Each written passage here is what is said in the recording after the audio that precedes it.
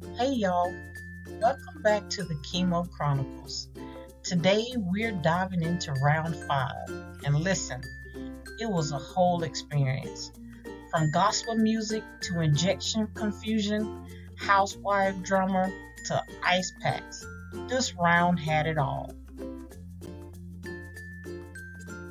This week we switched it up a bit. Labs and chemo, all in one day. Prior to this week, they had been split up, but today it was a full double feature. So bright and early, I rolled out to the lab. They went through my trusty chemo port, and y'all, guess what? First try, no multiple sticks. I almost wanted to throw a little celebration right there in the chair. Now, here's where things get funny. I was expecting to see my regular nurse, Marty, but instead, I ended up with Nurse Huggins. First time meeting her, and let's just say we had some communication adventures. We went back and forth about when I was supposed to give myself Nevastim shots. I mean, it felt like I was on a game show. Saturday and Sunday, final answer? Yes, ma'am, final answer. After labs, I headed back to work. And baby, I blasted gospel music the whole drive. Like so loud, I'm pretty sure the Lord rode shotgun. And honestly, it gave me the strength I needed to get through the morning. When chemo time rolled around, Melissa was right there like always. We found a rare parking spot, which honestly felt like a small miracle, and took our traditional front entrance selfie. While we waited, Melissa was reading through my blog, and every now and then she'd laugh or just smile. That meant so much to me. Sharing this story, my story, has been therapeutic, and seeing her enjoy it reminded me of why I keep writing. Back in the chemo chair, we skipped the usual prep because my port was already accessed. I got my warm blanket, handed off the ice packs to chill, and we were ready. And then Melissa puts on The Real Housewives of Atlanta.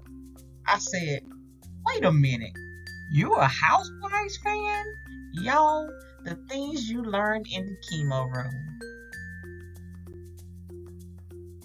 And then Benadryl. It hit me fast, but instead of knocking me out completely, it left me talking, slurred, babbling, but still talking. Melissa was cracking up. I told her I stand by this. What's said in chemo stays in chemo. Toward the end, I started asking about my next round of meds, adriamycin and cytosine.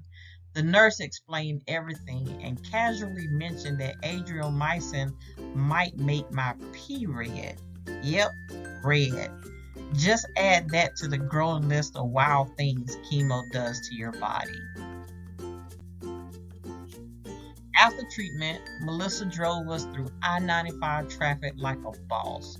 But me, I had my hat pulled over my eyes, praying through every lane change. I just needed to be back in my own truck, moving at grandma speed. And once I was, peace. So that's round 5. A little laughter, a little slurred speech, some gospel music, and a whole lot of love. If you're new here, I'm sharing every step of my breast cancer journey, one round at a time.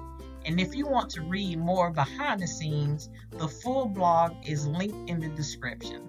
Thanks for watching, and come back for round 6. I promise it's going to be another ride. Thank you for spending a few minutes with me today. If any of this resonated with you, or if you're walking your own version of this path, know that you're not alone. I share more of my journey, my thoughts, and a whole lot of more behind the scenes over on the blog. You can find the link right on the screen or in the description below. And hey, if this video made you smile, think, or feel a little more connected, consider liking, subscribing, or drop in a comment to say hello. I'd love to hear from you. Until next time, be gentle with yourself.